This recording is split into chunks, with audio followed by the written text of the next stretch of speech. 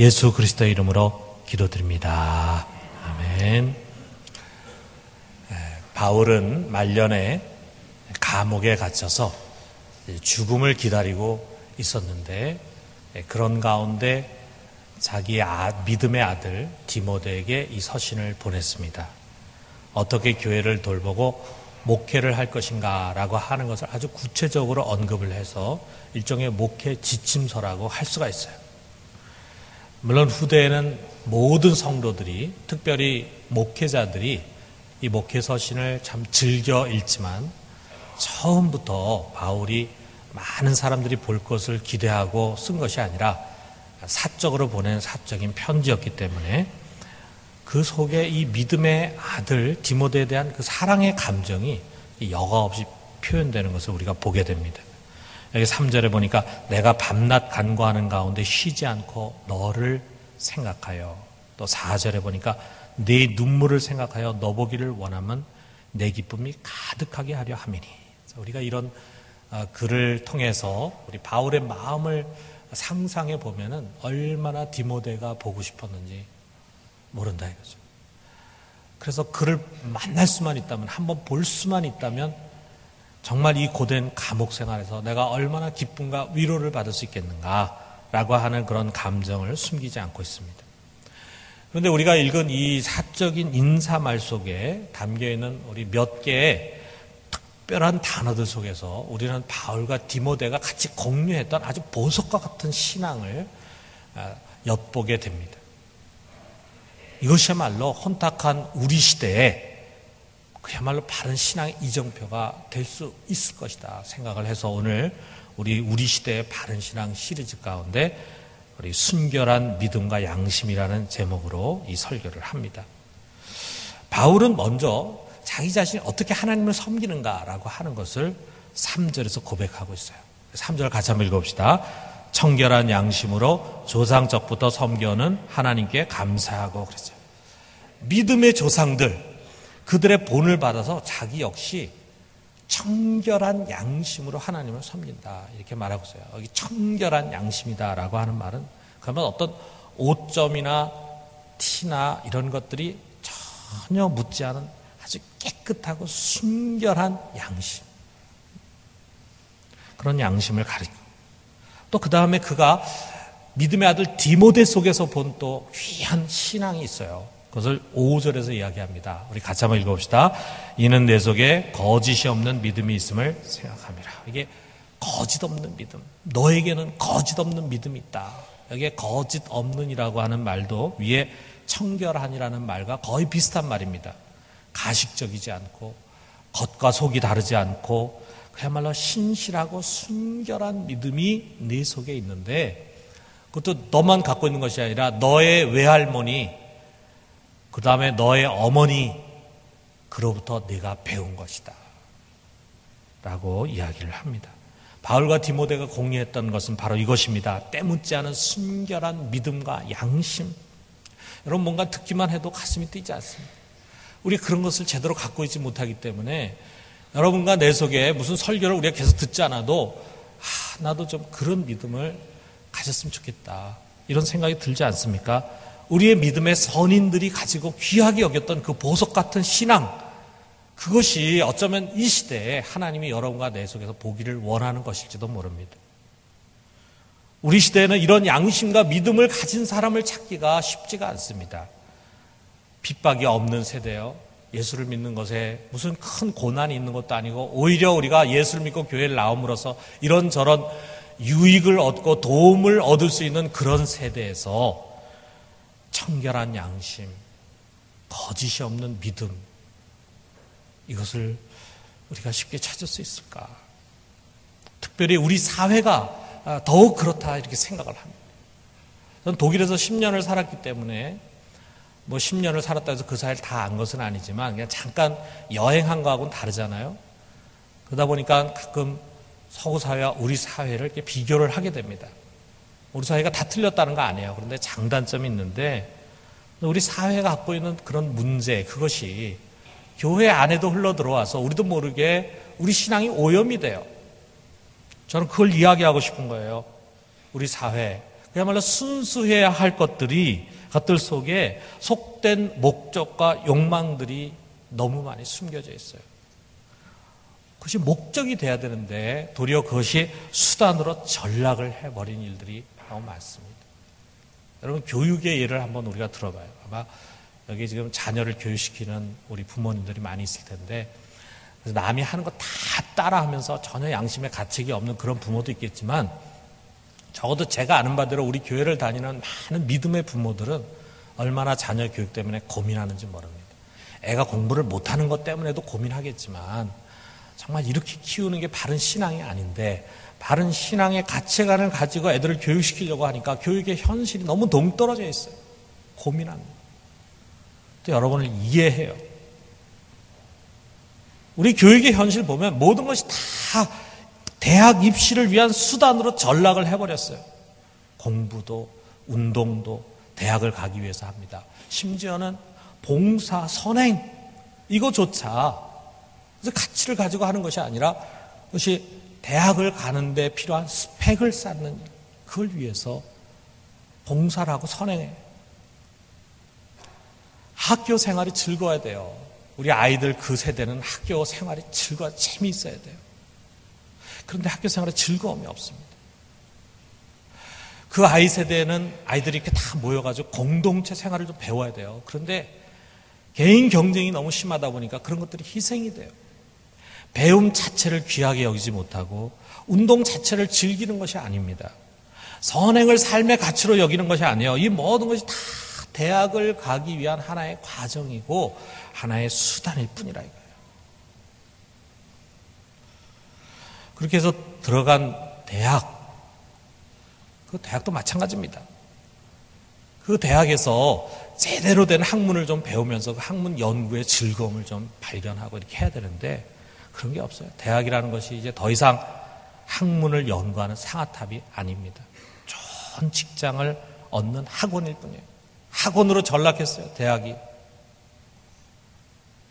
우리의 삶을 보면은 마치 등산하는 사람이 말이죠. 산 정상을 정복하는 것을 목표로 삼고 그냥 헉헉거리면서 산을 올라가는 것 같아요. 그 산을 오르는 과정에서 즐거움, 등산 그 자체의 행복, 이런 거 다 생략이 돼버립니다. 여기저기 삶이 목표 지향적이고 결과 지향적이에요. 이런 세상의 분위기 속에서 우리가 살아가면서 거기에 익숙해지다 보니까 교회 안에 들어와서 교회 생활하고 신앙생활 하는데도 그런 식으로 물이 들어버립니다. 어느 교회를 갔더니 거기에 주일학교 광고판이 있는데 아마 주일학교에서 전도 집회를 하는 것 같아요. 그래서 전도 집회 포스터가 붙어 있고 그 옆에 아주 비싼 자전거 사진이 붙어 있어요. 그건 뭐냐 하면은 제일 전도를 많이 한 아이들에게 이제 그런 선물을, 아주 비싼 선물을 이제 준다는 거죠. 한 영혼, 자기 친구의 영혼을 불쌍히 여겨가지고 어떻게 하든지 얘가 교회를 나오고 예수를 믿어야 되겠다. 그런 마음에서 전도하도록 교육을 시키는 것이 아니라 비싼 자전거, 비싼 물건들 이런 것을 이제 상품으로 해가지고 선물을 해가지고 그걸 목표로 해서 이제 열정을 갖게 하는 거죠. 그러니까 아이들이 야, 저 자전거 내가 저 자전거를 좀 선물로 받으려면 상으로 받으려면 적어도 몇 명 정도는 전도해야 될까? 그래가지고 미친 듯이 전도한다 이거죠. 우리가 어떻게 보면은 가시적인 효과로는 훨씬 빠를 수 있을 것입니다. 내가 지옥에 가는 한 너희 친구 영혼을 구원하기 위해서 전도해야 돼. 이렇게 교육하기보다는 너 전도 많이 하면 이 푸짐한 상 받을 수 있다. 이렇게 하는 게 아이들에게는 훨씬 더 동기부여가 되고 자극이 되고 그렇게 해서 더 열심히 전도해가지고 애들 많이 데려올 수 있을지 몰라요. 그러나 여러분, 우리가 어려서부터 말이죠. 아이들 속에 신앙 교육을 시키는데 우리가 성경 지식만 심어주는 게 아니잖아요. 교회가 어떤 가치를 가지고 목회를 하고 교육을 하느냐 하는 것이 아이들 속에 교육이 됩니다. 어려서부터 신앙 자체의 소중함보다도 신앙 행위에 대한 세속적인 보상을 기대하게 만든다 이거예요. 이게 옳은 것입니까? 그리고 우리가 교회에서 하는 신앙의 행위들을 보면 정말 순결하지 못한 것들이 많습니다. 겉으로 보면 다 경건한 것 같고 다 주를 위해서 하는 것 같지만 그 내면에 그렇지 않은 것들이 너무 많다 이거예요. 전도의 목적이 정말 영혼을 사랑하는 그런 뜨거운 심령에서 하는 것보다도 교회 성장을 위해서 전도를 강조한다면 그건 불순한 것입니다. 겉으로 하는 봉사와 사역, 경건의 이면에 세상적인 동기들이 숨겨져 있어요. 헌신과 신앙 행위와 봉사 자체를 소중히 여기기보다 그것으로 인해서 주어질 결과물, 사람들의 인정이라든지 칭찬이라든지 나아가서 하나님으로부터 올 보상을 기대하는 것입니다. 우리가 이런 예를 한번 들어봐요. 할아버지 생신이 됐는데 손자가 아무도 시키지 않았는데 자기가 조그만 선물을 준비했습니다. 그리고 거기다가 카드를 적었는데 정말 할아버지 지금까지 저를 사랑해 주시고 키워주시고 우리 가정을 돌봐주셔서 너무 감사해요. 이렇게 구구리 절절히 이제 자기가 글을 써가지고 할아버지께 드렸습니다. 그렇게 한 이 아이의 마음은 다른 거 없어요. 그냥 할아버지 기쁘게 해드리고 싶다. 생일을 맞은 우리 할아버지 기쁘게 해드리고 싶다. 그거밖에 없어요. 그렇게 해서 선물하고 카드를 드렸습니다. 그것을 받아본 할아버지가 그 아이의 순수한 마음을 읽는 거죠. 너무 기쁜 거죠. 너무 기특한 거죠. 그래가지고 내가 이게 그냥 이래서는 안 되겠다. 이게 뭐 선물을 좀 줘야 되겠다. 해가지고 이리 와봐라. 해가지고 걔에게 봉투로요. 돈을 넣어가지고 용돈을 줬어요. 그 아이가 집에 와서 이게 자기 방에 와가지고 보니까 10만 원이 더 10만 원. 이야, 대단하죠. 할아버지한테 조그만 사랑을 표현했는데 10만 원 받아요. 그 다음에 할아버지 생신이 기다려집니다. 그 다음에 할아버지 생신에 또 선물을 쌌는데 작년보다 더 정성스럽게 그리고 카드 더 잘 쓰고 이렇게 해가지고 할아버지께 드리는데 이미 작년에 그 순수한 마음이 아니에요. 그렇게 하는 거는 작년에 10만 원 주셨으니까 혹시 올해도 10만 원 주시겠나 아니면 좀 더 주시겠나 그게 기대가 된다 이거예요. 여러분 자연스럽지 않습니까? 그게 우리 인간의 마음이잖아요. 처음에 가졌던 그 순수한 마음이 신앙이 닳고 다르면서 다 사라져요. 오직 십자가의 은혜에 감사하고 주님을 기쁘시게 하려고 했던 그 거짓 없는 믿음, 청결한 양심은 어디로 갔냐 이거. 우리는 신앙 행위를 둘러싼 위선의 껍질과 세속화의 껍질을 벗어버려야 합니다. 그렇게 하기 위해서는요, 여러분 우리의 사역이나 봉사나 행위의 결과 그거에 우리의 초점을 맞추면 안 됩니다. 우리 동기, 우리가 무엇을 위해서 이것을 하려고 하느냐, 내가 무엇을 위해서 지금 예배를 드리려고 하느냐, 내가 무엇을 위해서 기도의 자리에 나오려고 하느냐, 내가 무엇을 위해서 정말 선한 행위를 하려고 하느냐라고 하는 그 동기에 대해서 우리가 항상 물어봐야 돼요. 그 동기가 올바라야 합니다. 자, 어떻게? 전 두 가지로 말씀드리고 싶은데 첫째는 무조건적인 순종에서 하는 것이다 라는 거예요. 여기 바울은 1절에서 아주 중요한 단어로 이 디모데전서의 이 서신의 첫 번째 나오는 단어가 뭐냐 하면은 1절에 있는 것처럼 하나님의 뜻으로 말미암아 그리스도 예수의 사도된 바울은 하나님의 뜻이라는 단어가 나옵니다. 내가 사도된 것은 하나님의 뜻에 대한 순종이다 이거예요. 여러분 우리 하나님의 사람들, 예수 그리스도를 믿는 그리스도인들은 무엇을 하든지 어떤 일을 하든지 그것을 하는 것으로 말미암아 나올 결과물, 그것이 내게 유익한가라고 하는 것을 따지면서 하는 것이 아닙니다. 오직 그것이 하나님의 명령이고 하나님의 뜻이기 때문에 하는 거예요. 여러분 우리는 엄밀한 의미에서는 하나님께서 명령하시는 것에 대해서 선택의 여지를 갖고 있는 사람들이 아니에요. 할까 말까, 해도 될까 안 해도 될까 이런 거를 선택할 수 있는 그런 사람들이 아니에요. 정말 하나님이 어떤 분인지 그 명령을 내리시는 그 하나님이 내 인생의 참된 주인이다라고 하는 것을 우리가 분명하게 고백한다면 우리는 하나님이 우리에게 명하시는 그 말씀을 무조건 순종해야 합니다. 마이클 샌달이라는 사람이 정의란 무엇인가라는 책을 썼잖아요. 그 책에 보면은 칸트의 철학을 소개하는 장이 있어요. 그가 이제 한 실예를 이렇게 들었습니다. 뉴욕에 바른거래 사무국이라는 회사가 있어요. 근데 이 회사는 말이죠, 참 대단한 회사입니다. 이 회사는 정직이라고 하는 것을 최고의 경영 가치로 여기는 회사예요. 그래서 그 직원들에게 제일 강조하는 게 뭐냐면 정직하게 일해야 된다. 정직하게 영업해야 된다. 그래서 온통 회사 전체가 정직. 참 대단하지 않습니까?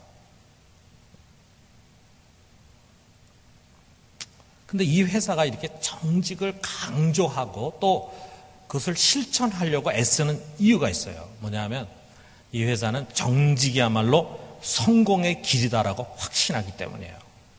정직하게 경영하고 정직하게 영업하면 당장에 손해보는 것 같지만 결국에 가서는 성공하게 된다. 그래서 이 회사가 사원을 모집하기 위해서 뉴욕타임스 전면에 광고를 냈는데 거기에 광고 제목이 바로 이겁니다. 정직이 최선의 수단이다. 아울러 최대 수익을 올리는 길이다. 그렇기 때문에 우리는 정직해야 된다. 이렇게 말한다 이거죠. 여러분 어떻게 생각합니까? 참 어떻게 보면은 우리가 좀 도전받아야 할, 본받아야 할 그런 좋은 기업의 경영 철학 아니겠어요? 정직하게 해야 된다. 그런데 칸트의 평가는 다르다 이거죠. 칸트는 이런 회사가 지향하는 이런 정직은 순수하지 못한 정직이다 이거예요. 정말 정직하게 하는 것이 옳아서 정직하게 하는 것이 아니고 정직하게 하니까 성공하더라. 그러니까 정직하게 한다. 이거는 옳은 것이 아니다. 그런 정직은 타산적인 정직이다. 그럼 결국 이 회사가 강조하는 것은 정직보다는 성공이다. 성공. 정직이라는 것은 성공을 위한 수단이다. 이거는 올바른 정직이 아니다. 이게 칸트의 생각입니다. 칸트에게 있어서 정직은 성공의 수단이 아니에요. 그것은 우리가 태어나면서부터 우리의 양심 속에 꽉 박혀가지고 주어진 정언적 명령. 좀 어려운 말로 정언적 명령. 그 뜻은 뭐냐면 절대로 그대로 따라서 해야 할 그런 명령. 그게 정직이다. 그러니까 다시 말해서 우리가 정직하게 해서 회사가 망하건 흥하건 그와 상관없이 우리는 정직해야 된다. 이게 바로 칸트의 지론입니다. 참 여러분 참 융통성이 없죠. 이 칸트가 어느 정도로 융통성 없냐면 예를 들어 누가 내 넥타이 선물을 했어요. 근데 그 넥타이 선물이 내 타입이 아니야. 내 타입이 아닌데 그 선물한 사람에게 뭐라 그럽니까? 지난번에 넥타이 선물해 주셨는데 제 타입이 아닙니다. 이렇게 말하면은 얼마나 그 사람 시험 들겠어요. 그러니까 우리가 보통 어떻게 얘기합니까? 지난번 그 넥타이 선물 주셨는데 그거 참 좋대요. 저거 잘 어울리는 것 같습니다. 이게 하잖아요. 거짓말입니까? 아닙니까? 거짓말이죠. 거짓말이지만 우리가 이런 거짓말은 좋은 거짓말이다. 그래가지고 이건 에티켓상 해야 하는 거짓말 아닙니까? 근데 칸트는 그런 거짓말 해서는 안 된다는 거예요. 그러니까 참 이런 사람하고 살면 참 피곤하죠. 그죠? 정직해야 된다. 그런데 저는 오늘 우리 그리스도인들이 이 융통성 없는 고지식한 철학자의 귀를 좀 기울여야 된다 생각합니다. 그가 말하는 이 정언 명령, 그는 우리 속에 태어나면서부터 신이라는 표현은 안 했지만 우리의 양심 속에 박혀있는 양심의 소리다 이렇게 표현했지만 하나님 우리에게 그 양심을 주신 것이죠. 우리가 그것을 하나님의 명령이라고 해석한다면 하나도 다를 것이 없어요. 하나님의 명령, 하나님이 여러분과 내 속에 양심 속에 박아준 양심의 명령, 하나님 말씀을 통해서 우리에게 주시는 그 명령은 나의 이해관계에 따라서 해도 되고 안 해도 되는 그런 것이 아니에요. 내가 그 명령대로 하니까 성공하더라. 그러니까 내가 그 명령을 순종하는 것이 제일 좋다. 이거 아닙니다. 우리가 명령대로 따라 할 때 실패할 수도 있어요. 잘 안 될 수도 있어요. 나에게 고난이 올 수도 있어요. 그럼에도 불구하고 우리는 그 명령대로 해야 합니다. 순종해야 합니다. 우리 그런 자세를 가질 때 우리가 청결한 양심과 그리고 거짓없는 믿음을 가질 수가 있어요. 여러분 헌금 생활 하고 있잖아요. 헌금 생활 어떻게 하십니까? 우리 헌금 생활, 특별히 우리 11조라고 하는 게 참 건강한 신앙의 중요한 시금석입니다. 아무리 겉으로 경건해 보이고 또 그럴듯한 믿음의 얘기를 해도 드리는 삶을 바르게 못하면 거짓말입니다. 거짓 신앙입니다. 자기를 기만하는 거예요. 11조 생활해야죠.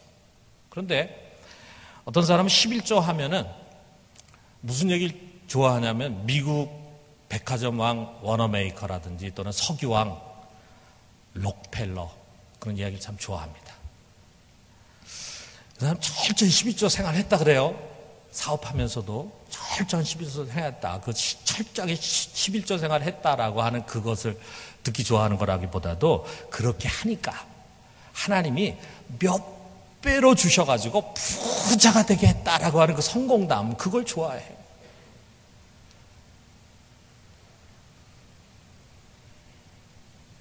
우리 중에서도 참 11조 생활을 철저하게 하는 사람 가운데 어려운 가운데서도 11조 생활을 하니까 하나님 기가 막힌 방법으로 채워주셔서 오히려 갖고 있는 경제적 어려움에서 벗어나게 해주시더라. 이런 간증을 갖고 있는 분들이 많이 있죠. 우리 그런 체험할 수 있죠. 우리의 순정의 결과로 그것이 주어질 수 있겠죠. 그렇지만 그것이 동기가 되어서는 안 됩니다. 내가 11조 생활을 바르게 하면은 하나님이 더 많은 것으로 채워주신다. 그것이 동기가 돼가지고 11조를 하려고 그러면 안 된다 이거예요. 더 많이 복받기 위해서, 더 좋은 유익을 얻기 위해서 헌금하는 거, 결국 누구를 위해서 하는 겁니까? 자기를 위해서 하는 거예요. 우리가 말라기서에 보면은 11조로 하나님을 시험해보라 이런 말씀인데 자꾸 그걸 가지고 이야기하는 사람들이 있어요. 그런데 그 말라기서에서 보면은 그 당시 이스라엘 신앙이 가장 밑바닥에 내려가 있었어요. 그야말로 어린아이 수준이었습니다. 또 우리가 어린아이들 무슨 일을 시키거나 그럴 때 종종 사탕이라든지 이런 걸 통해서 동기부여하잖아요. 너 그거 하면은 아빠가 이 사탕 줄게, 이거 맛있는 거 줄게, 좋은 거 줄게, 이렇게 해가지고 아이들이 그 사탕 보고 맛있는 거 보고 그 일을 하게 하잖아요. 애들이니까 할 수 없죠. 우리가 언제까지 그 사탕에 의해서 움직이겠습니까? 그거 아니잖아요. 여러분, 우리가 11조 하는 것은 다른 이유가 아닙니다. 하나님의 명령이기 때문에 하는 것입니다. 우리에게 주시는 소득의 10분의 1은 하나님의 것이에요. 이것이 영적인 원리예요. 하나님의 것이기 때문에 우리는 하나님에게 그것을 돌리는 것입니다. 11조를 해도 경제적인 어려움이 올 수가 있습니다. 그래도 하는 것입니다. 여러분, 우리가 선을 행하고 양심적으로 진실하게 살려고 하고 교회와 사회에서 맡은 일에 충실하게 하는 것은 그렇게 하게 될 때 우리에게 좋은 결과가 와서 하는 것이 아니라 이거예요. 그 자체가 하나님의 명령이고 그 자체가 하나님의 뜻이기 때문입니다. 내가 좋건 싫건 나에게 유익이 되건 손해가 되건 그분의 뜻이라면 우리는 순종해서 행하는 것입니다. 하나님을 사랑하는 자는 그의 계명을 지킨다 그랬어요. 우리가 그의 뜻을 쫓아서 행할 때 우리가 하나님을 사랑하고 하나님 기쁘시게 하는 것입니다. 우리가 그렇게 살려고 한다면, 그런 동기에서 여러분 신앙생활 하려고 한다면은 우리는 이 세상 속에 보이지 않게 우리 속에 스며드는 오염된 것들로부터 우리 자신을 지키고 그야말로 청결한 양심과 거짓 없는 믿음의 사람이 될 것입니다. 우리 모두가 우리 모든 행동의 동기에 있어서 하나님의 명령과 뜻 앞에 철저하게 순종하는 사람들 되기를 주님의 이름으로 축원합니다. 두 번째는 무조건적인 감사에서 하는 거예요. 바울은 여기 3절에서 또 중요한 단어를 우리에게 던져줍니다. 3절 우리가 아까 읽었는데 보니까 청결한 양심으로 조상적부터 성교는 하나님께 감사. 바울은 항상 하나님께 감사한다 그랬어요. 감사란 말이 나오죠. 여러분, 감사가 우리 모든 행위의 동기가 돼야 합니다. 우리가 예배 드리는 것도 하나님 감사해서 예배 드리는 거예요. 내가 예배 드림으로 하나님이 나를 더 복 주시지 않을까 이런 기대 가지고 예배에 나오신 분이 있다면 생각을 바꾸세요. 또 혹시 내가 예배를 드리지 않고 다른 곳에 가면 하나님 나 벌 주시지 않을까 하는 두려움에서 예배 들어 나오신 분이 있다면 생각을 바꾸세요. 여러분, 우리가 예배 드리는 것은 복을 얻기 위해서 예배 드리는 것도 아니고 두려워서 예배 드리는 것도 아니고 하나님이 우리에게 베푸신 그 은혜에 감사해서 우리가 하나님께 찬양과 경배를 올리는 것입니다. 여러분, 이거 믿으십니까? 우리가 헌금을 하는 것도 하나님께 감사해서 하는 것이고, 또 우리가 봉사를 하고 교회 직분을 맡아서 섬기는 것도 하나님이 주신 은혜에 감사해서 하는 것이고, 심지어는 전도를 하는 것도 우리가 하나님 내게 주신 은혜에 감사해서 복음을 전하고 싶은 것이라 이거예요. 감사합니다. 왜 그렇습니까? 여러분과 나는 이미 예수 그리스도로 말미암아 넘치는 하나님의 은혜를 받았거든요. 여러분, 하나님이 자기 갖고 있는 돈과 재물을 가지고 우리 사랑하신 거 아니잖아요. 그런 사랑이라면 하나님 얼마든지 할 수 있어요. 그러나 하나님 우리 사랑하신 것은 그런 수준이 아니라 이 세상에 친히 육신으로 오셔서 자기의 몸을 찢어주셨잖아요. 자기의 피를 흘려주셨잖아요. 자기 자신을 우리 모든 사람에 서 희생해 주셨잖아요. 이보다 더 큰 사랑이 어디 있습니까? 우리가 이렇게 성찬식을 한 달에 한 번 가지면서 다시 한번 하나님의 은혜가 무엇인가를 돌아보는 거죠. 그 은혜가 얼마나 큰 것인가를 우리가 생각해 보는 거죠. 그래서 우리가 값없이 제사함 받고 값없이 영생을 얻고, 그리고 천국의 기업을 유업으로 받을 수 있는 그런 유산자들이 되지 않았습니까? 이 이상의 은혜가 뭐가 있겠어요? 우리 모두는 다 하나님의 은혜를 풍성히 받은 자들, 이미 받은 자들입니다. 그러므로 우리는 또 다른 은혜를 받기 위해서 무엇을 하는 사람들이 아니라 이미 받은 은혜에 감사해서 하는 것입니다. 여러분, 우리의 헌신과 수고는 무엇을 바라고 하는 것이 아닙니다. 감사해서 그 은혜를 갖기 위해서 헌신하고 봉사하는 것입니다. 여러분, 생각해 보세요. 우리가 감사해서 무엇을 할 때는요, 뭐 기대하지 않죠. 내 행위로 말미암아 나에게 무엇이 올 것을 기대하지 않게 되면은 우리의 모든 삶이 순결한 삶이 돼요. 내가 그 행위로 인해서 어떤 보상을 받지 못해도 내가 원망할 일이 없어요. 그것 때문에 시험에 들 일이 없고, 그것 때문에 불평할 일이 없어요. 왜? 감사해서 한 거거든. 내가 뭘 바라고 한 게 아니거든. 그냥 감사해서 했어요. 거기에 무슨 불순함과 거짓이 담겨 있겠습니까? 여러분, 말씀 맺겠습니다. 잠언 25장 4절에 이런 말씀 있잖아요. 잠언 25장 4절, 우리 같이 한번 읽어봅시다. 은에서 찌꺼기를 제하라. 그리하면 장색에 쓸만한 그릇이 나올 것이요. 은에 찌꺼기가 많으면은 쓸모가 없어요. 은인데도. 그래서 우리가 그것을 먼저 재련하지 않습니까? 뜨거운 용광로 속에서, 풀무 속에서. 여러분, 우리 보이지 않게 우리 속에 참 신앙의 찌꺼기들이 많습니다. 불순한 동기들이 많습니다. 그때 우리가 시험에 자주 들어요. 그것 때문에 우리가 정말 그리스도인으로서의 빛된 모습을 세상 속에 드러내지 못해요. 여러분, 우리 속에 그런 불순물과 찌기를 제거합시다. 그러면 정말 주의 손에 귀하게 쓰는 그릇으로 변화될 것입니다. 청결한 양심과 거짓 없는 믿음, 우리의 믿음의 조상들 바울과 디모데가 가졌던 그 순결함을 다시금 회복하는 우리 모두가 되기를 주님의 이름으로 축원합니다. 우리 같이